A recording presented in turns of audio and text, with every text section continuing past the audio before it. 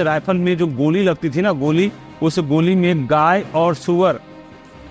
और सुअर की चर्बी मिली होती थी। उसको दांत से खोलना होता था और उसके बाद जो है लगाते थे। अर्थात यह कहा जा सकता है कि इससे हिंदू और मुस्लिम भाई दोनों की भावनाएं आहत होती थी, इसीलिए यह आंदोलन प्रारंभ हुआ था। ब्रिटेन जो है इस पर प्रतिबंध लगाए 1968 ईस्वी में, और प्रतिबंध लगाने के बाद जो है रातों रात इस भाषा इसका बदल दिया गया और यह पूर्णतः इंग्लिश में निकलने लगा था। दोस्तों याद रखिएगा, क्रिप्स और कैबिनेट में अक्सर लोग गलती करते हैं। कैबिनेट 1946 में आए थे और क्रिप्स 1942 में आए थे। हमारे यहाँ तो संविधान सभा था ही नहीं दोस्तों। 1922 में गांधी जी के द्वारा मांगा गया, 1934 में स्वराज पार्टी के द्वारा मांगा गया, फिर 1940 में अगस्त प्रस्ताव आया, उसके द्वारा मांगा। जब दक्षिण अफ्रीका गए महात्मा गांधी, तो वहाँ पर इन्होंने देखा तत्कालीन समय में बहुत ज़्यादा श्वेत रंग भेद का नीति चल रहा था, और फिर उसको समाप्त करने का वो संकल्प लिए थे।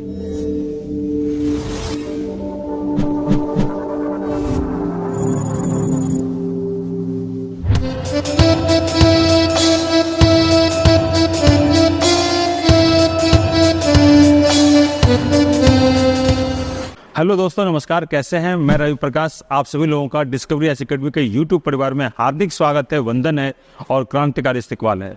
जैसा कि आप सभी लोग जानते हैं कि बिहार शिक्षक महाली जो बीपीएससी आयोजित करेगी 24 अगस्त को, उसी के संदर्भ में डिस्कवरी एकेडमी के द्वारा हिस्ट्री विषय की संभावित प्रश्नों की सूची तैयार की गई है, जिसमें कि एंशिएंट और मिडाइवल कंप्लीट हो गया है और मॉडर्न इंडिया भी चल रहा है। मॉडर्न के बाद मैं आप लोगों को बताऊं, बिहार स्पेशल स्टार्ट होने वाला है। तो जितने भी लोग हैं, अगर इस वीडियो को रोज देखते हैं, तो उन्हें यह पता हो जाना चाहिए कि मॉडर्न इंडिया खत्म होने के बाद बिहार स्पेशल की संभावित सूची स्टार्ट की जाएगी। तो इस तरह से इस चीज़ों को ध्यान में रखेंगे। और अगर आप चैनल पर नए हैं तो लाइक शेयर सब्सक्राइब करें, ढेर सारा प्यार दें, खूब सारा शेयर करें, खूब सारा अपने छात्रों, अपने दोस्तों और मित्रों के बीच में ज़्यादा से ज़्यादा शेयर करें।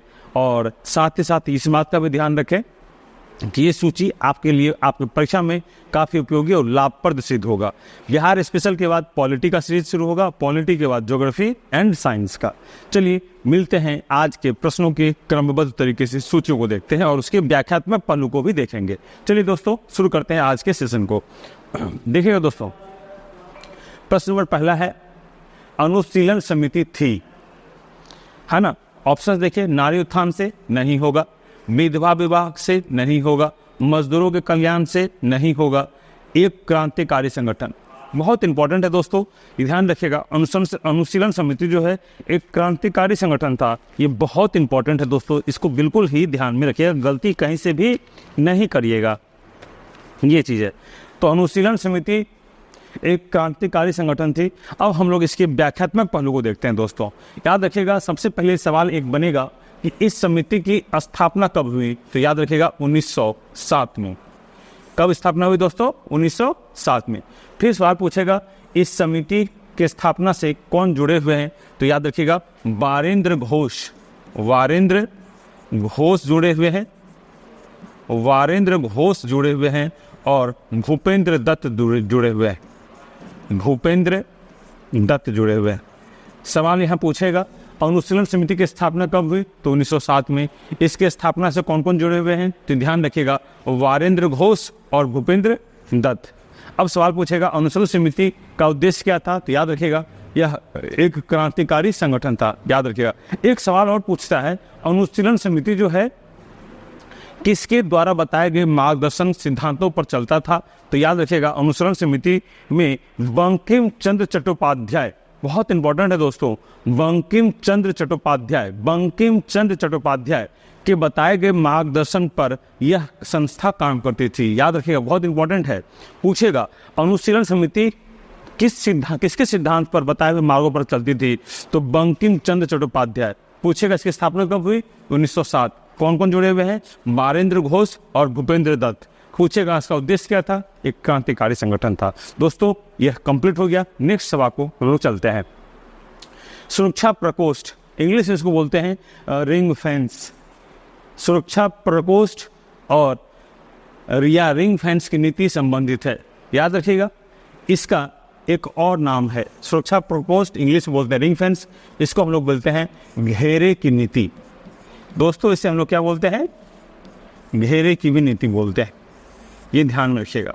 पूछता है संबंधित है किससे, तो याद रखिएगा सुरक्षा प्रकोष्ठ जो है लॉर्ड वारेन हेस्टिंग्स से संबंधित है। पूछा सिर्फ क्या यही है, तो याद रखिएगा वारेन हेस्टिंग्स के अलावा एक व्यक्ति और जुड़े हुए हैं। तो पूछेगा कौन, तो सुरक्षा प्रकोष्ठ की नीति से वेलेस्ली, याद रखिएगा सुरक्षा प्रकोष्ठ या सुरक्षा रिंग फेंस या घेरे की नीति से वेलेस्ली और वारेन हेस्टिंग्स दोनों जुड़े हुए हैं। फिर सवाल पूछेगा ये था क्या, तो याद रखिएगा तो क्षेत्रीय क्षेत्रों में अपनी रक्षा के लिए वहां के राजाओं के द्वारा खुद के खर्च पर सेना को रखना होता था, तो यही है सुरक्षा प्रकोष्ठ। नेक्स्ट सवाल के लोग बढ़ते हैं, क्वेश्चन नंबर 3 को देखेंगे दोस्तों। All India trade union Congress, बहुत इंपॉर्टेंट सवाल है दोस्तों, का प्रथम अध्यक्ष कौन था। उत्तर जान लेते हैं, चलिए उत्तर नहीं जानते हैं, पहले देखते हैं इसका पूरा व्याख्या। याद रखिएगा इसकी स्थापना जो है कौन किए थे, NM जोशी किए थे। NM, इसकी स्थापना दोस्तों कौन किए थे, NM जोशी किए थे। सवाल पूछेगा कब किए थे, तो याद रखिएगा 1920 में किए थे। कब किए थे, 1920 में। All India trade union Congress की स्थापना कौन किए थे, NM जोशी किए थे। कब किए थे, 1920 में किए थे। अब सवाल उठता है कि यह इसका प्रथम बैठक कब हुआ था, तो याद रखिएगा 1920 में ही हुआ था, लेकिन कहाँ हुआ था, याद रखिएगा मुंबई में हुआ था दोस्तों। कहाँ हुआ था, मुंबई में हुआ था। अब सवाल पूछेगा, तो यहाँ महीना का अंतर है, ये माह का अंतर है इसमें। मुंबई में हुआ था और इसकी अध्यक्षता कौन किया था, तो याद रखिएगा लाला लाजपत राय। लाला लाजपत राय, लाला लाजपत राय। याद रखिएगा दोस्तों, पूरा उत्तर हम व्याख्या दे दिए इसका। ऑल इंडिया ट्रेड यूनियन की स्थापना कौन किए, NM जोशी किए 1920 ईस्वी में। प्रश्न पूछेगा इसकी प्रथम बैठक कहाँ हुई थी, तो याद रखिएगा मुंबई में हुई थी। फिर सवाल पूछेगा कि मुंबई में कहाँ पर अध्यक्षता कौन किया था, तो याद रखिएगा लाला लाजपत राय इसके अध्यक्षता किए थे। नेक्स्ट सवाल के लोग हम बढ़ते हैं, 4 नंबर प्रश्न की ओर देखेंगे। भारत छोड़ो आंदोलन के समय में इंग्लैंड का प्रधानमंत्री कौन था, याद रखिएगा चर्चिल था दोस्तों। भारत छोड़ो आंदोलन के समय में इंग्लैंड का प्रधानमंत्री कौन था। अब सवाल उठता है भारत छोड़ो आंदोलन स्टार्ट कब हुआ था, तो याद रखिएगा इसका प्रस्ताव 8 अगस्त, मैं कल बोल चुका हूँ, 1942 ईस्वी को नेहरू जी रखे थे। कौन रखे थे, नेहरू। और उसके प्रस्ताव को समर्थन कौन किया था, तो याद रखिएगा दोस्तों उसके प्रस्ताव को समर्थन कौन किए थे, पटेल किए थे। नेहरू प्रस्ताव लाए, समर्थन पटेल किए। और 9 अगस्त 1942 ईस्वी को महात्मा गांधी इस आंदोलन की घोषणा संपूर्ण भारत में किए और साथ ही साथ करो या मरो का नारा दिए। और उसी समय ब्रिटेन का PM कौन था, तो चर्चिल था। तो ध्यान में रखेंगे, बहुत इंपॉर्टेंट है दोस्तों। नेक्स्ट सवाल पर बढ़ते हैं हम लोग। देवबंद के उस विद्वान का नाम बताइए जिन्होंने स्वतंत्रता आंदोलन में महत्वपूर्ण भूमिका निभाई। बहुत इंपॉर्टेंट सवाल है। क्या होगा इसमें, अब्दुल कलाम आजाद, जिन्ना नहीं होगा, बदरुद्दीन तैयब नहीं होगा, चिराग अली नहीं होगा। याद रखिएगा देवबंद आंदोलन हुआ कहाँ था दोस्तों, तो याद रखिएगा देवबंद आंदोलन जो है यूपी में हुआ था। कहाँ हुआ था, यूपी में हुआ था। फिर सवाल पूछेगा कि देवबंद आंदोलन में यूपी में हुआ था, मुसलमानों से संबंधित आंदोलन, मुसलमान के सुधारों से, मुसलमान के सुधारों से संबंधित आंदोलन था, मुसलमानों के सुधारों से। और देवबंद में खास करके कौन मुसलमान थे, तो याद रखिएगा सुन्नी मुसलमान थे दोस्तों। कौन मुसलमान थे, तो सुन्नी मुसलमान थे। ये सभी बहुत इंपॉर्टेंट है, हम लोग इसको ध्यान में रखेंगे। नेक्स्ट सवाल पर बढ़ देंगे। शारदा मणि कौन थी दोस्तों, याद रखिएगा शारदा मणि कौन थी, राजा राम मोहन राय की पत्नी, गलत उत्तर है। रामकृष्ण परमहंस की पत्नी, यही उत्तर सही है दोस्तों। याद रखिएगा राजा राम मोहन शारदा मणि जो है रामकृष्ण परमहंस की पत्नी थी और इनका जन्म जो है 1853 ईस्वी में हुआ था। ये ध्यान में रखिएगा दोस्तों, इनका जन्म कब हुआ था, 1853 ईस्वी में हुआ था। नेक्स्ट सवाल के लोग हम बढ़ेंगे। याद रखिएगा दोस्तों, बाकी विवेकानंद की माँ नहीं होगी, ये वगैरह भी नहीं होगा, और ना ये ध्यान रखिएगा। इसको एक दर्जा प्राप्त था शारदा मणि को, इनको गुरु माँ कहा जाता था। याद रखिएगा इनको गुरु माँ कहा जाता था। इनका जन्म हुआ था 1853 ईस्वी में, ये भी ध्यान रखिएगा। नेक्स्ट ध्यान में रखेंगे हम लोग, अंग्रेजी भारतीय सेना में चर्बी वाले कारतूसों से चलने वाली एनफील्ड राइफल कब शामिल की गई थी, यानी ये किस विद्रोह से संबंधित है, तो याद रखिएगा 1857 के विद्रोह से। किस विद्रोह से दोस्तों, 1857 के विद्रोह से संबंधित है। फिर सवाल पूछ सकता है दोस्तों आपसे कि 1857 का विद्रोह, इसे सिपाही विद्रोह भी कहते हैं। यहाँ पर पूछा गया एनफील्ड राइफल, तो यहाँ एक दिन मैं क्लास में बोल रहा हूँ एक वीडियो में, इस राइफल में जो गोली लगती थी ना, गोली, उस गोली में गाय और सुअर की चर्बी मिली होती थी, उसको दांत से खोलना होता था और उसके बाद जो है लगाते थे, उस गोली को बंदूक को फिट किया जाता था। अर्थात यह कहा जा सकता है कि इससे हिंदू और मुस्लिम भाई दोनों की भावनाएं आहत होती थी, इसीलिए यह आंदोलन प्रारंभ हुआ था। तो ये आंदोलन कहाँ से प्रारंभ हुआ था ये भी मैं बताया हूँ, याद रखिएगा, फिर से बोल देता हूँ, मेरठ से। लेकिन इसे पूछ रहा है कब शामिल की गई थी, तो याद रखिएगा जनवरी 1857 इसका उत्तर होगा। बाकी ये नहीं होना है, ये भी नहीं होना है, ये भी नहीं होना है, जनवरी 1857। क्वेश्चन नंबर 8 में बढ़ते हैं दोस्तों। देखेंगे बंबई में अखिल भारतीय व्यापार संघ कांग्रेस की स्थापना कब की गई। बहुत इंपॉर्टेंट है दोस्तों, पहले हम देख लेते हैं अखिल भारतीय व्यापार संघ, ऑल इंडिया ट्रेड यूनियन दोस्तों इसी को बोलते हैं। इसकी स्थापना कब हुई थी, अभी 2 मिनट पहले मैं बताया हूं कब हुई थी दोस्तों, 1920 में। देखिएगा यहाँ देखिए, ऑल इंडिया ट्रेड यूनियन के बारे में हम तुरंत बताए हैं दोस्तों, देखिए बताया है ना। क्वेश्चन ये इंपॉर्टेंट है, इसलिए पूछने के चांसेस हैं, इसको ध्यान में रखिएगा। अखिल भारतीय व्यापार संघ की स्थापना कब हुई थी, 1920 ईस्वी में। इसके स्थापना हुई थी कब दोस्तों, 1920 ईस्वी में। अब पूछेगा इसके संस्थापक कौन है, तो याद रखिएगा NM जोशी जी हैं इसके संस्थापक। अब सवाल पूछा गया है जो बंबई में इसकी बैठक पहली कब हुई थी, तो याद रखिएगा इसकी पहली बैठक हुई थी 1920 में ही हुई थी। और बैठक कहाँ हुई थी दोस्तों, तो बंबई में इसकी पहली बैठक हुई थी। कहाँ हुई थी, बंबई में। और इस बैठक की अध्यक्षता कौन किए थे, तो लाला लाजपत राय किए थे, लाला लाजपत राय किए थे, ये ध्यान में रखिएगा, लाला लाजपत राय किए थे दोस्तों, ये ध्यान में रखेंगे हम लोग। अब सारा उत्तर मिल गया, कब हुई पूछ रहा है, तो देखिए ये उत्तर हो जाएगा दोस्तों 1920, 1925 नहीं होगा, 29 नहीं होगा, 1935 नहीं होगा। नेक्स्ट सवाल की ओर लोग बढ़ते हैं हम लोग दोस्तों। अमृत बाजार पत्रिका की स्थापना किसने की थी, बहुत इंपॉर्टेंट सवाल है दोस्तों। पहले तो ध्यान रखिएगा अमृत बाजार पत्रिका की स्थापना कब हुई थी, हम पूरा व्याख्या बताते हैं दोस्तों, आपको उत्तर इसका मिल जाएगा। याद रखिएगा 1868 ईस्वी में इसकी स्थापना हुई थी। कब हुई थी दोस्तों, 1868 ईस्वी में अमृत बाजार पत्रिका की स्थापना हुई थी दोस्तों, ये ध्यान में रखिएगा, बहुत इंपॉर्टेंट है। नेक्स्ट याद रखिएगा इसकी स्थापना कौन कौन किए थे, तो ये ध्यान में रखिएगा इसकी स्थापना जो है अमृत बाजार पत्रिका की स्थापना 1868 हुई थी। इसकी स्थापना 2 भाई ने मिलकर किया था। इसमें एक भाई का नाम था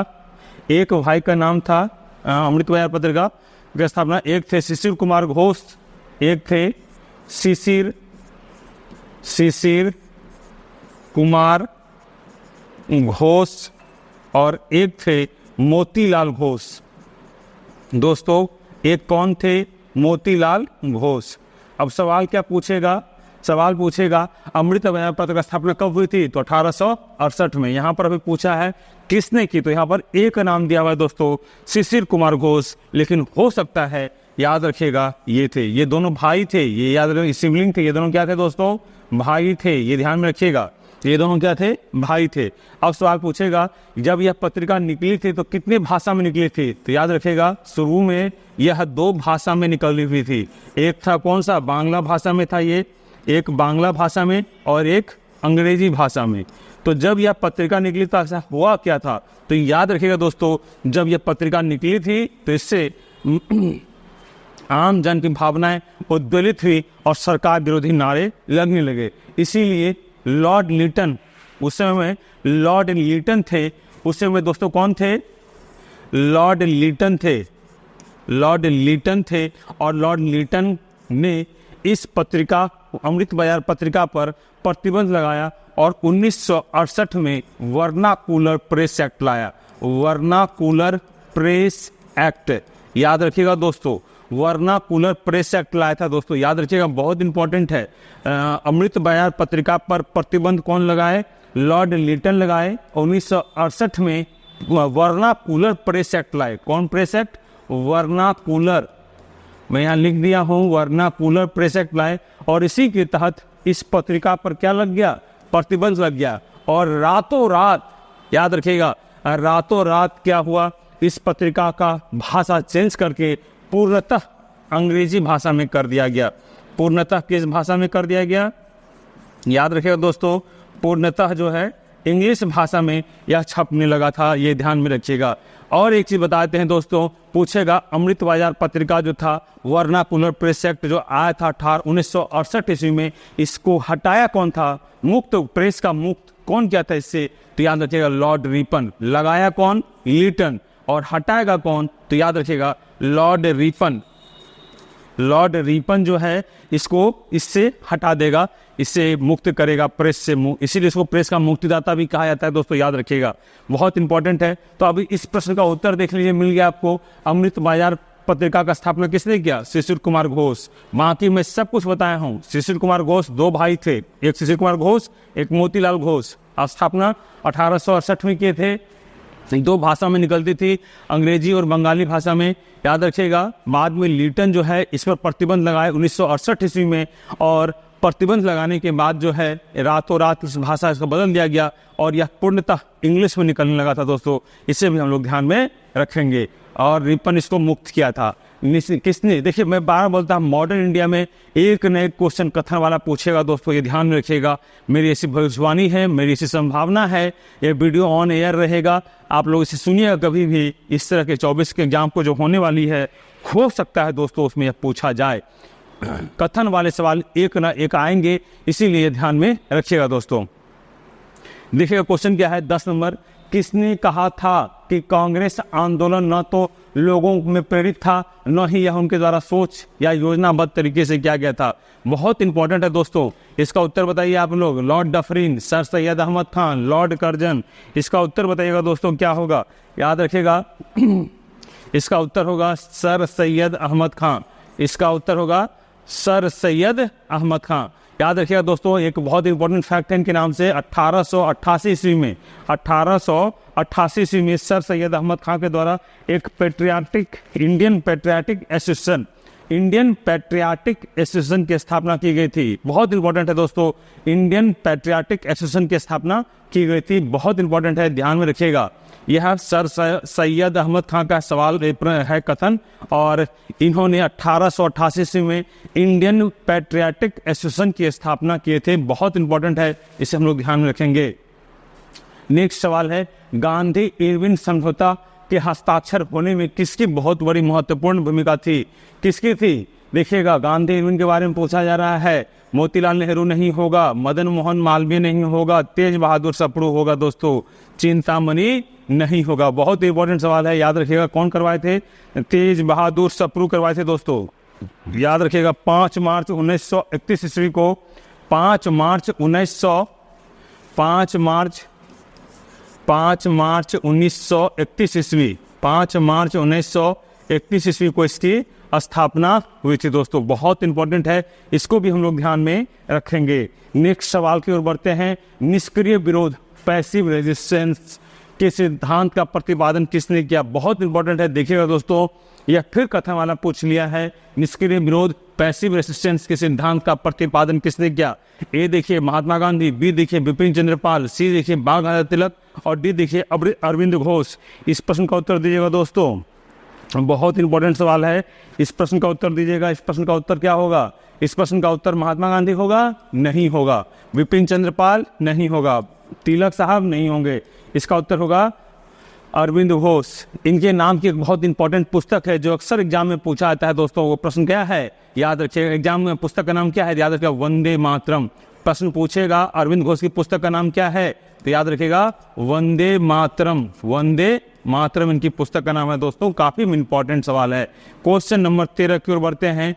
और देखिए, निम्नलिखित अखबारों में से कौन सा मुख्यतः उदारवादियों की नीतियों का परिचालन था? बहुत इंपॉर्टेंट है, याद रखिएगा। मैं सब के बारे में बता देता हूं, पहले उत्तर जान लीजिएगा। लीडर कौन लिखे थे? मदन मोहन मालवीय। कौन लिखे थे? मदन मोहन मालवीय। यही इसका उत्तर होगा आंसर। अब बाकी 3 के बारे में जान लेते हैं। न्यू इंडिया के बारे में आप लोग पढ़े भी होंगे। ये एनी बेसेंट का रचना है। किसका है? एनी बेसेंट का। यंग इंडिया किसकी रचना है? जानते ही होंगे। यंग इंडिया किसकी रचना है दोस्तों? गांधी जी का है। और फ्री प्रेस तो ऐसे ही दे दिया गया है, यंग इंडिया गांधी जी का है। और न्यू इंडिया किसका है, याद रखिएगा, एनी बेसेंट का है, लीडर मदन मोहन मालवीय का है। बहुत इंपॉर्टेंट है दोस्तों, बहुत इंपॉर्टेंट है, याद रखिएगा। नेक्स्ट सवाल की ओर बढ़ते हैं हम लोग। सवाल नंबर 14, वह कौन कांग्रेसी अध्यक्ष थे जिसने क्रिप्स मिशन और लॉर्ड बेवेल दोनों से वार्ता किया था? बहुत इंपॉर्टेंट सवाल है, याद रखिएगा। इसका उत्तर होगा दोस्तों अबुल कलाम आजाद। याद रखिएगा, कौन सा उत्तर होगा? अबुल कलाम आजाद, याद रखिएगा। देखिएगा, क्रिप्स मिशन भारत कब आया था? तो याद रखिएगा 22 मार्च को आया था, 22 मार्च 1942 ईस्वी को आया था, 22 मार्च 1942 ईस्वी को। अब बेवेल कब आया था? बेवेल कब आया था? विस्काउंट बेवेल, याद रखिएगा, ये 43 की 43 की 45 में ये आए थे। ध्यान में नहीं आ रहा दोस्तों, आप लोग चेक कर लीजिएगा, ये 45 में शायद आए थे। सवाल पूछ रहा है इससे दोनों से वार्ता कौन किया था? तो अबुल कलाम आजाद किया था। तो सवाल उठता है, अबुल कलाम आजाद का कार्यकाल अगर पता हो जाए आपको तो यह आसानी से आप जो है मान सकते हैं कि बिल्कुल बातचीत क्या होगा। तो याद रखिएगा, इनका कार्यकाल क्या था? तो 1940 से लेकर 1946 तक, 1940 से लेकर 1946 तक इनका कार्यकाल रहा है। और इसीलिए क्रिप्स मिशन और लॉर्ड बेवेल दोनों से इनकी वार्ता हुई थी। बाकी उत्तर ये भी नहीं है, ये भी नहीं है और ये भी नहीं है। नेक्स्ट 15 नंबर क्वेश्चन की ओर बढ़ते हैं दोस्तों। बहुत इंपॉर्टेंट क्वेश्चन है, सांप्रदायिक अवार्ड एवं पूना पैक्ट। बहुत इंपॉर्टेंट है दोस्तों, सांप्रदायिक अवार्ड एवं पूना पैक्ट में क्रमशः दलित वर्ग के लिए कितनी सीटें दी गई थी? याद रखिएगा, सबसे पहले तो ये ध्यान रखिएगा, सांप्रदायिक अवार्ड एवं पूना पैक्ट, ये दो घटना याद रखिएगा किसके बीच में हुआ था? तो याद रखिएगा गांधी जी और महात्मा गांधी और अंबेडकर, महात्मा गांधी और अंबेडकर महोदय के बीच में था ये। तो अब यहाँ पर सवाल उठता है, दो संधि है, एक है सांप्रदायिक वाला, एक है सांप्रदायिक वाला। तो सवाल पूछेगा सांप्रदायिक संधि के दोनों के बीच में कब समझौता हुआ? और एक है पूना पैक्ट वाला दोस्तों, एक है सांप्रदायिक वाला और एक है पूना पैक्ट वाला। तो उत्तर हम पहले नहीं बताएंगे, पूरा लेक्चर दे देते हैं दोस्तों, आपको आसानी से पता चल जाएगा क्या होने वाला है। तो सांप्रदायिक अवार्ड गांधी और अंबेडकर के बीच में कब हुआ था दोस्तों? तो ये ध्यान रखिएगा, गांधी और अंबेडकर के बीच में 16 अगस्त 1932 ईस्वी को, याद रखिएगा 16 अगस्त 1932 ईस्वी को, 16 अगस्त 1932 ईस्वी को ये हुआ था दोनों के बीच में। और पूना पैक्ट कब हुआ था? ये भी 1932 में हुआ था, ये ध्यान रखिएगा। ये कब हुआ था?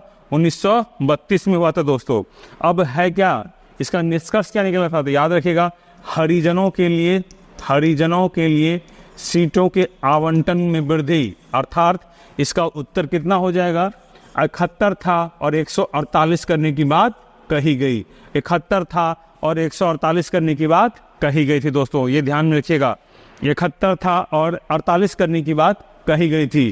तो इसका उत्तर देखें तो कहीं इसमें लिखा हुआ है 71 148, बिल्कुल है, यानी 20 का उत्तर होगा। तो सवाल क्या क्या पूछेगा? सांप्रदायिक अवार्ड गांधी और अंबेडकर के बीच में कब हुआ था? तो 16 अगस्त 1932 ईस्वी को। पूछेगा पूना पैक्ट कब हुआ था? तो 1932 ईस्वी को हुआ था। 24 सितंबर 1932 ईस्वी, याद रखिएगा 24 सितंबर 1932 ईस्वी को हुआ था। नेक्स्ट क्वेश्चन की ओर हम लोग बढ़ते हैं, क्वेश्चन नंबर 16 की ओर बढ़ते हैं दोस्तों। क्वेश्चन नंबर 16 देखिएगा क्या है। नेक्स्ट 16 नंबर क्वेश्चन देखिएगा, निम्नलिखित उद्योगपतियों में कौन से व्यक्ति लंबे समय तक AICC के खजांची रहे थे 1930 ईस्वी में? याद रखिएगा, इसका उत्तर होगा दोस्तों जमुना लाल बजाज। इसका उत्तर क्या होगा दोस्तों? 16 नंबर क्वेश्चन का उत्तर जानते हैं, जमुना लाल बजाज। ये खजांची के पद पर रहे थे दोस्तों, काफी इंपॉर्टेंट है, ये ध्यान में रखिएगा दोस्तों। देखिएगा क्वेश्चन नंबर 17, बहुत इंपॉर्टेंट वर्ष है ये। वर्ष 1899 से 1900 के प्रमुख के मुंडा क्रांति का नेता कौन था? हम पूरी घटना बता देते हैं, आपको उत्तर मिल जाएगा। मुंडा क्रांति के जनक थे बिरसा मुंडा। कौन थे बंधु? बिरसा मुंडा, याद रखिएगा। इनके बारे में मैं सही बात बताता हूँ। बिरसा मुंडा को एक उपाधि दी गई है ना, इनको धरती आबा के नाम से भी जानता है दोस्तों, याद रखिएगा। इनको जो है धरती आबा, इनको जो है दोस्तों धरती आबा, इनको जो है दोस्तों धरती आबा के नाम से भी इनको धरती आबा के नाम से भी हम लोग जानते हैं। झारखंड में आदिवासी समुदाय जो हमारे भाई बंधु हैं वो इनको धरती आबा के नाम से भी जानते हैं। अब सवाल उठता है मुंडा क्रांति का एक और नाम क्या था? तो याद रखिएगा ये तो जनक थे। ये कौन थे? जनक थे। और इन्हीं का एक नाम, अन्य नाम क्या था? इनका अन्य नाम क्या था दोस्तों? धरती आबा। मुंडा क्रांति को उल विद्रोह भी कहा जाता है। उल गुलान विद्रोह के भी नाम से जानते हैं।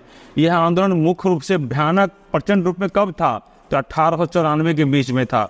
बहुत जबरदस्त। याद रखिएगा अंग्रेजों के द्वारा इनको गिरफ्तार करके कहाँ भेज दिया गया था? हजारीबाग जेल में रखा गया था। याद रखिएगा दोस्तों, बहुत इंपॉर्टेंट है। तो अब उत्तर निकालने से क्या होगा? देखिए मैं सब बता चुका हूँ उसमें। इसका उत्तर क्या हो जाएगा? सी हो जाएगा।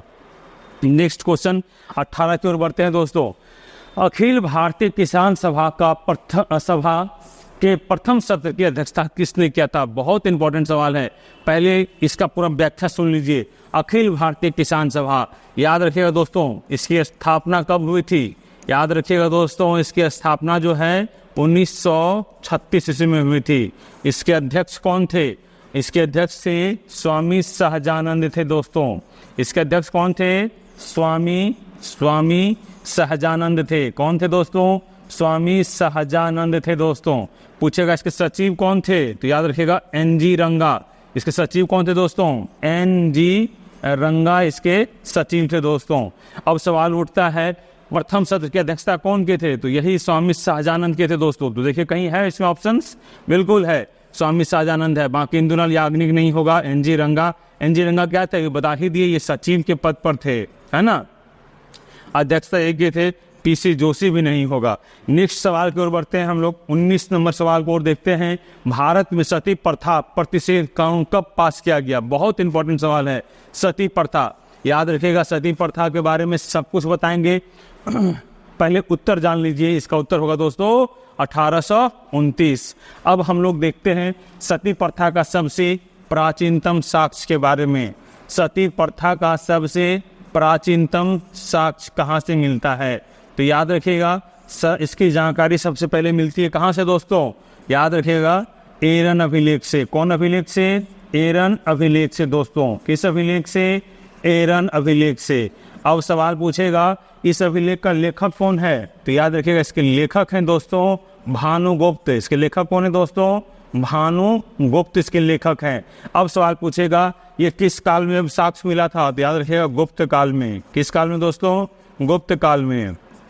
अब सवाल पूछेगा वर्तमान में आ जाइए, सती प्रथा को समाप्त कौन किया? तो याद रखिएगा सती प्रथा को समाप्त करने में दो व्यक्ति का बहुत बड़ा योगदान है। एक है दोस्तों विलियम बेंटिक। एक है दोस्तों विलियम बेंटिक और इनके सहयोगी थे राजा राम मोहन राय। याद रखिएगा राजा राम मोहन राय दोस्तों, राजा राम मोहन राय। तो राजा राम मोहन राय और विलियम बेंटिक इस सती प्रथा को अंत करने में बहुत बड़ी भूमिका निभाए थे। और ये वर्ष कौन सा था? 1829। विलियम बेंटिक और राजा राम मोहन राय। 20वां नंबर प्रश्न को देखेंगे दोस्तों हम लोग। 20वां नंबर प्रश्न है भारत में ठगी प्रथा का अतिक्रमण किसने किया था? तो याद रखिएगा इस समय में भी विलियम बेंटिक की बहुत बड़ी भूमिका थी। किसकी? विलियम बेंटिक की दोस्तों। किसकी? विलियम बेंटिक की बहुत बड़ी भूमिका थी। और इसमें जो है दोस्तों कैप्टन सिलीमैन, इसका पूरा नाम था WH सिलीमैन। तो ये नहीं होगा, ये नहीं होगा, ये भी नहीं होगा, ये भी नहीं होगा। इसका विलियम बेंटिक के समय में कौन किए थे? तो याद रखिएगा WH सिलीमैन किए थे। याद रखिएगा बहुत इंपॉर्टेंट है दोस्तों ये। नेक्स्ट 21वां नंबर सवाल की ओर बढ़ते हैं। महात्मा गांधी पर चंपारण सत्याग्रह के लिए अभियोग चलाया गया था, कब? तो याद रखिएगा भारत में महात्मा गांधी जो है सबसे पहला अपना सत्याग्रह कहाँ किए थे? याद रखिएगा बिहार में किए थे। बिहार की धरती में कहाँ किए थे? तो चंपारण में किए थे दोस्तों। कहाँ किए थे दोस्तों? चंपारण में किए थे। याद रखिएगा कहाँ किए थे दोस्तों? चंपारण में किए थे।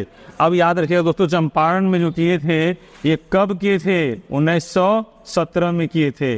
किस पद्धति के विरोध में? तो तिनकठिया पद्धति, जो टैक्स लगाया जा रहा था ना दोस्तों, उसी के विरोध में किए थे दोस्तों। ये काफी महत्वपूर्ण है, इंपॉर्टेंट है। अब सवाल पूछा है कि कब? उसी समय जब ये विरोध कर रहे थे सरकार के खिलाफ, तो उसी समय इनके ऊपर अभियोग चलाया गया था, जो कि बाद में हटा लिया गया था। तो वो वर्ष कौन सा था? तो याद रखिएगा 1917 में था। बहुत इंपॉर्टेंट है, याद रखिएगा दोस्तों इसको। नेक्स्ट क्वेश्चन देखिएगा, किस वर्ष में वी.डी. सावरकर हिंदू महासभा के अध्यक्ष निर्वाचित हुए थे? बहुत इंपॉर्टेंट सवाल है ये, याद रखिएगा। पहले हम जान लेते हैं हिंदू महासभा के बारे में। पहले हम लोग जान लेते हैं दोस्तों हिंदू महासभा के बारे में। याद रखिएगा, हिंदू महासभा का स्थापना पूछ सकता है। हिंदू महासभा का स्थापना पूछ सकता है। 1915 ईस्वी में हुआ था दोस्तों, याद रखिएगा। कब हुआ था? 1915 ईस्वी में हिंदू महासभा का दोस्तों स्थापना हुआ था। कब हुआ था दोस्तों? 1915 ईस्वी में हुआ था, है ना। नेक्स्ट देखिएगा, अब सवाल तो ये नहीं पूछा है, पूछा वी.डी. सावरकर अध्यक्ष कब बने थे। तो याद रखिएगा, स्थापना हुआ हिंदू महासभा 1915 में, और इसकी अध्यक्षता वी.डी. सावरकर महोदय के थे। इनका पूरा नाम था विनायक दामोदर सावरकर। ये कब के थे? तो 1938 ईस्वी में इसकी अध्यक्षता किए थे। याद रखिएगा ये सब। फिर सवाल पूछेगा वी.डी. सावरकर जो है और क्या काम किए थे। तो याद रखिएगा 1904 ईस्वी में, 1904 ईस्वी में इन्होंने अभिनव भारत का स्थापना किया था। याद रखिएगा, किसका? अभिनव भारत का स्थापना किया था। फिर सवाल पूछेगा इससे पहले क्या किए थे। तो 1899 ईस्वी में मित्र मेला संघ का स्थापना किया था दोस्तों, याद रखिएगा। और मित्र मेला संघ का स्थापना कब किया था? मित्र मेला संघ का 1899 ईस्वी में। अब सवाल ने पूछेगा मित्र मेला संघ का विलय किसमें हुआ था। तो याद रखिएगा, अभिनव भारत में विलय हो गया था। अब पूछा है ना वी.डी. सावरकर के अध्यक्ष निर्वाचित हुए थे कब। तो याद रखेंगे ए नंबर इसका उत्तर होगा। देखिए तो है ए 1938 होगा दोस्तों, ये ध्यान में हम लोग रखेंगे। नेक्स्ट क्वेश्चन 23 नंबर पढ़ेंगे। सर स्टैफोर्ड क्रिप्स दिल्ली कब पहुंचा था? बहुत इंपॉर्टेंट है, याद रखिएगा। ये बहुत इंपॉर्टेंट सवाल है दोस्तों। सर स्टैफोर्ड क्रिप्स, ये याद रखिएगा, ये दिल्ली आया था 22 मार्च को। कब आया था दोस्तों? 22 मार्च को। 22 मार्च 1942 ईस्वी को दिल्ली आया था। सवाल पूछेगा इसका आने का उद्देश्य क्या था। ये चिलगोया बहुत अच्छा आदमी नहीं था, याद रखिएगा दोस्तों। इसका आने का उद्देश्य क्या था। तो याद रखिए, इसका आने का उद्देश्य था द्वितीय विश्व युद्ध के समय में भारतीय सेना की सहायता लेना। भारतीय सेना की सहायता लेना किस समय में? द्वितीय विश्व युद्ध के समय में। अब सवाल पूछेगा सर स्टैफोर्ड क्रिप्स आया था कब आया था। तो 22 मार्च 1942 ईस्वी को। याद रखिएगा, क्रिप्स और कैबिनेट में अक्सर लोग गलती करते हैं। कैबिनेट 1946 में आए थे और क्रिप्स 1942 में आए थे। कैबिनेट के बारे में अगर पूछ दे, कैबिनेट मिशन कब आया, कैबिनेट मिशन कब भारत में कब आया। तो याद रखिएगा, ये 1946 में आए थे दोस्तों। बहुत इंपॉर्टेंट है, इसको भी ध्यान रखिएगा। कैबिनेट मिशन 1946 में, क्रिप्स मिशन 1942 में। तो सवाल पूछा दिल्ली कब पहुंचा? 22 मार्च 1942 को। उद्देश्य क्या था? द्वितीय विश्व युद्ध के समय में भारतीय सेना का मदद करना। और ये क्या है? ये दिलासा दिए किसको? कि हम लोग का संविधान सभा को स्वीकार किया जाएगा। लेकिन ऐसा नहीं हुआ। ये हमारे सेना से मदद ले लिए चले गए, और वहां जाकर वो बोलते हैं कि भारतीय लोगों का संविधान सभा बनेगा, लेकिन द्वितीय विश्व युद्ध के बाद बनेगा। इससे गांधी जी काफी नाराज हो गए थे और काफी गुस्साए भी थे। ये ध्यान में रखिएगा दोस्तों। इसीलिए इसमें उत्तर देखें तो 1942 है कहीं? ना ये है, ना ये है, ना ये है, ना ये है, ना ये। यही उत्तर होगा दोस्तों, ई उत्तर होगा इसका। नेक्स्ट क्वेश्चन 24 नंबर की ओर बढ़ते हैं। इंग्लैंड में लॉर्ड्स के सदन में भारतीय स्वतंत्रता विधेयक कब पारित हुआ था? ये तो बहुत इजी क्वेश्चन है दोस्तों। 16 तारीख को पास हुआ था। 16 जुलाई को पास हुआ था दोस्तों। 16 जुलाई 1947 ईस्वी को। 16 जुलाई 1947 ईस्वी को ये पास होगा दोस्तों। बहुत इंपॉर्टेंट है, ये हम लोग डायरेक्ट उत्तर मारेंगे, इसमें कहीं कोई लेकिन किंतु परंतु नहीं है। नेक्स्ट क्वेश्चन 25वां, भारत का संविधान किसके द्वारा ग्रहण किया गया? ये सवाल बहुत इंपॉर्टेंट है दोस्तों, इसको हम लोग देखेंगे बहुत अच्छे से। भारत का संविधान पूछा है ना, तो संविधान किसके द्वारा ग्रहण किया जाएगा? तो याद रखिएगा, हमारे यहाँ तो संविधान सभा था ही नहीं दोस्तों। हम लोग संविधान सभा बनाने के लिए कब से युद्ध लड़ रहे, मतलब कब से आंदोलन किए। हम लोग 1895 से स्टार्ट किए थे दोस्तों। 1895 में स्वराज बिल के माध्यम से बाल गंगाधर तिलक सर्वप्रथम संविधान सभा का विचार दिया था, और उसके बाद हम लोग चरणबद्ध तरीके से मांगते गए। 1899 में मांगे, फिर 1934 में मांगे, फिर 1922 में गांधी जी के द्वारा मांगा गया, 1934 में स्वराज पार्टी के द्वारा मांगा गया, फिर 1940 में अगस्त प्रस्ताव आया, उसके द्वारा मांगा गया, फिर 1942 में जो है दोस्तों आपको क्रिप्स मिशन के द्वारा मांगा गया, फिर 1946 में क्रिप्स मिशन भी फेल हो गया था। तुरंत कहानी बताएं आपको कि वो क्रिप्स आया, बोला कि भारतीयों का संविधान सभा बनेगा, और द्वितीय विश्व युद्ध के बाद तो गांधी जी नाराज हो गए थे। गांधी जी से बोले थे पोस्ट डेटेड चेक बोले थे, याद रखेगा, और नेहरू क्या बोले थे, टूटते हुए बैंक का उत्तर दिनांकित चेक बोले थे। बहुत इंपॉर्टेंट सवाल था ये। अब यहाँ पर देखेंगे संविधान को कौन स्वीकार करेगा, तो हमारे यहाँ संविधान कौन बना रहा था, संविधान सभा बना रही थी ना दोस्तों। हमारा संविधान सभा पहले बनने के लिए स्वीकार किस योजना से हुआ था, याद रखेगा, हमारे यहाँ संविधान सभा कौन सी योजना से स्वीकार हुआ था, याद रखिएगा। संविधान बनाने का काम कौन करता, संविधान सभा करता, और संविधान सभा हमारे यहाँ था ही नहीं। तो हमारे यहाँ संविधान सभा पहले बनेगा तब ना संविधान बनेगा। तो हमारे यहाँ संविधान सभा स्वीकार किस योजना से हुआ, तो याद रखिएगा दोस्तों, कैबिनेट योजना से, या कैबिनेट मिशन से। याद रखें, एग्जाम में योजना लिखा हो, मिशन लिखा हो दोस्तों, सब सेम है। तो अगर प्रश्न पूछ दे संविधान सभा का गठन किस योजना के तहत हुआ, तो याद रखिएगा कैबिनेट योजना के तहत हुआ। पूछेगा संविधान सभा गठन किस मिशन के तहत हुआ, तो कैबिनेट मिशन के तहत हुआ। ये ध्यान रखिएगा दोस्तों। कैबिनेट मिशन में कितने मेंबर थे, तो 3 मेंबर थे दोस्तों। पहला कौन था, तो याद रखिएगा सर स्टैफोर्ड क्रिप्स था, लॉर्ड पैथिक लॉरेंस थे, एबी अलेक्जेंडर था। अध्यक्ष कौन था, लॉर्ड पैथिक लॉरेंस थे। इसी के द्वारा संविधान सभा को स्वीकार कर लिया गया। और जब संविधान सभा स्वीकार किया तो इसमें कितने मेंबर थे, तो याद रखिए 389 मेंबर थे दोस्तों। कितने मेंबर थे, 389 मेंबर थे, सदस्य थे। और इस 389 मेंबर में मुस्लिम लीग की एकमात्र महिला थी जिसका नाम था बेगम अय्याज रसूल। याद रखिएगा दोस्तों, बहुत इंपॉर्टेंट सवाल है ये, बेगम अय्याज रसूल। अब सवाल उठता है, संविधान यही बनाएगा तो स्वीकार कौन करेगा, यही ना करेगा जी। अरे भैया ये था नहीं, अब जब ये बन गया तो संविधान कौन स्वीकार करेगा, यही करेगा। तो इसका उत्तर देखें तो इसमें मिलेगा, ये नहीं होगा, ये भी नहीं होगा, क्या होगा, संविधान सभा होगा। याद रखिएगा दोस्तों, क्या होगा, संविधान सभा होगा। बाकी जब पॉलिटी पढ़ाएंगे दोस्तों तो हम बहुत लंबा लेक्चर इस पर देंगे, आपका एक भी प्रश्न नहीं छूटेगा, ये ध्यान में रखेंगे। 26 नंबर देखिएगा दोस्तों, 26 नंबर है 1815 में प्रकाशित राजा राम मोहन राय की पहली पुस्तक का नाम क्या था। ये प्रश्न बहुत डिफिकल्ट है, याद रखिएगा दोस्तों। प्रश्न देखिए, वेदांत ग्रंथ है ऑप्शंस में, तुफातुल मुवाद्दिन है, भारतीय विलास है, शकुंतलम है, इनमें से कोई नहीं। याद रखिएगा दोस्तों, यहाँ डेट लगा दिया है।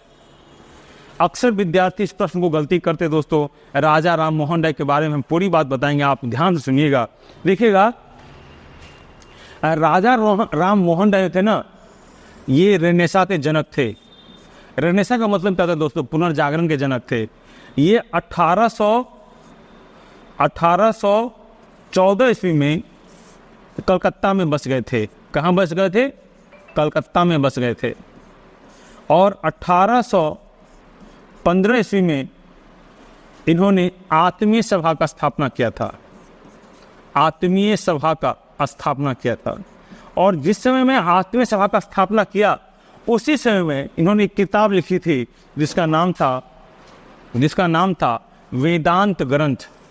आत्मीय सभा बनाया और वेदांत ग्रंथ भी लिखे थे, ये ध्यान रखिए। बहुत किताब लिखे हैं यार, 10 किताब लिखे थे ये, बहुत मुंडकोपनिषद वगैरह वगैरह बहुत किताब लिखे हैं। लेकिन यहाँ पूछा है तो इस प्रश्न का उत्तर ये मिल गया हमको, वेदांत ग्रंथ। लेकिन ये इसकी पहली पुस्तक नहीं है। पहली पुस्तक अगर पूछेगा तो 1808 में होगा दोस्तों, और उस पुस्तक का नाम होगा तुफात या मुफात, ये होगा। ये पुस्तक 1808 में ही लिख दिए थे, कौन, राजा राम मोहन राय। यहाँ पर पहली पुस्तक लिखा, लेकिन यहाँ डेट दे दिया, तो डेट दे दिया तो उत्तर क्या होगा, वेदांत मार्ग या वेदांत ग्रंथ। याद रखिए, इस पुस्तक को वेदांत मार्ग भी कहा गया है, वेदांत ग्रंथ भी कहा गया है। और तुफातुल मुवाहिदीन जो है 1808 में ही राजा राम मोहन राय लिख दिए थे, ये ध्यान रखिएगा इसको। अब है राजा राम मोहन राय के बारे में बता रहे थे, 1808 में ये लिखे, फिर 1814 कलकत्ता में बसे, 15 में आत्मीय सभा और वेदांत ग्रंथ का भी स्थापना कर दिए, लिख लिए। 1828 में इन्होंने ब्रह्म समाज का स्थापना किया था। फिर इन्होंने फिर इन्होंने विलियम बेंटिक के साथ मिलकर सती प्रथा का अंत 1829 में किया, है ना। संवाद कौमुदी लिखे, मिरात उल अखबार लिखे फारसी भाषा में, काफ़ी बहुत जानकार विद्वान थे। इन्होंने मुंडकोपनिषद, कठोपनिषद, बहुत वेदांत, बहुत सारी चीज़ लिखी है, बहुत जानकार व्यक्ति थे, ये ध्यान रखिएगा। नेक्स्ट सवाल पर बढ़ते हैं, 27वां। फारसी आंदोलन के विरोध में 1893 में ढाका कहाँ है दोस्तों, बंगाल में, ताई यूनी आंदोलन किसने चलाया? पहले हम समझते हैं इसको, फारसी आंदोलन को। याद रखिएगा ये कहाँ हो रहा था, तो भारत में। कहाँ? भारत में। कौन चला रहे थे? तो हाजी शरीयतुल्लाह। फारसी आंदोलन भारत में हाजी शरीयतुल्लाह। अब पूछेगा इसी के विरोध में 1893 में ढाका यानी बांग्लादेश में कौन चलाया? तो एक कौन आंदोलन चला था? याद रखिएगा ताई यूनी आंदोलन था। और चलाया कौन था? तो ये चलाए थे जौनपुर के केरामत अली चलाए थे। ये ध्यान रखिएगा दोस्तों, ये ही ताई यूनी आंदोलन चलाए थे, इन्हीं के विरोध में। बहुत इंपॉर्टेंट है। 28 नंबर देखेंगे हम लोग। सर सैयद अहमद खां का सबसे कटु आलोचक कौन था? सर सैयद अहमद खां का सबसे कटु आलोचक कौन था? जमाजुद्दीन अफगानी होगा, यही होगा, बाकी ये नहीं। जमाजुद्दीन अफगानी जो थे इनके सबसे कटु आलोचक थे। अब हम लोग आते हैं सर सैयद अहमद खां के बारे में। सर सैयद अहमद खां जो है मुस्लिम शिक्षा पर बहुत काम किए थे, मुसलमानों के सुधार पर बहुत काम किए थे, और इनके ही द्वारा अलीगढ़ विश्वविद्यालय की स्थापना की नींव रखी गई थी। तो बहुत इन्हीं के द्वारा वो सफल भी हो पाया था, तो हम लोग ध्यान में रखेंगे। 29 नंबर देखते हैं दोस्तों। किसकी कानूनी समस्या के समाधान हेतु महात्मा गांधी 1893 में दक्षिण अफ्रीका बुलाया गया था? याद रखिएगा। कौन होगा? कश्मीर के शेख अब्दुल्ला? नहीं। बंगाल के तीतू मीर? नहीं। बिहार के इमाद इमाम? नहीं। गुजरात के दादा, बिल्कुल, इनका पूरा नाम था गुजरात के दादा अब्दुल्ला। इनका नाम था दोस्तों दादा अब्दुल्ला। इन्हीं के सहायता के लिए ये दक्षिण अफ्रीका गए थे 1893 ईस्वी में, और वहां पर इनको निजात दिला, इनके मसले को हल कराया। जब ये दक्षिण अफ्रीका गए महात्मा गांधी, तो वहां पर इन्होंने देखा तत्कालीन समय में बहुत ज्यादा श्वेत रंगभेद का नीति चल रहा था, और फिर उसको समाप्त करने का वो संकल्प लिए थे। 30वां नंबर क्वेश्चन देखेंगे, लास्ट क्वेश्चन। याद रखिएगा दोस्तों, ये 2 वीडियो के बाद आपका बिहार स्पेशल स्टार्ट होगा। बहुत इंपॉर्टेंट है, प्रश्न खूब बनेंगे वहां से। लॉर्ड कर्जन के द्वारा किस वर्ष भारतीय विश्वविद्यालय एक्ट पारित किया गया था? बहुत इंपॉर्टेंट है। लॉर्ड कर्जन के द्वारा किस वर्ष भारतीय विश्वविद्यालय आयोग का स्थापना किया गया था? दोस्तों बहुत इंपॉर्टेंट सवाल है, इसका उत्तर आप लोग देख के जल्दी दीजिए, नहीं तो हम तो बताएंगे ही। याद रखिएगा, इसका उत्तर होगा क्या दोस्तों, वो हम बाद में बताएंगे। पहले इसका हम पूरा व्याख्या बताते हैं।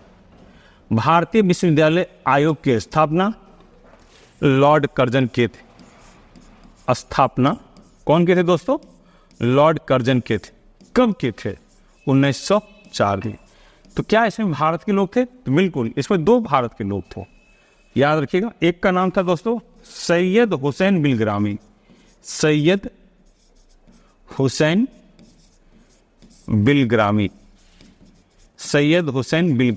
और दूसरा का नाम था दोस्तों बनर्जी। दूसरा का नाम था गुरुदास बनर्जी।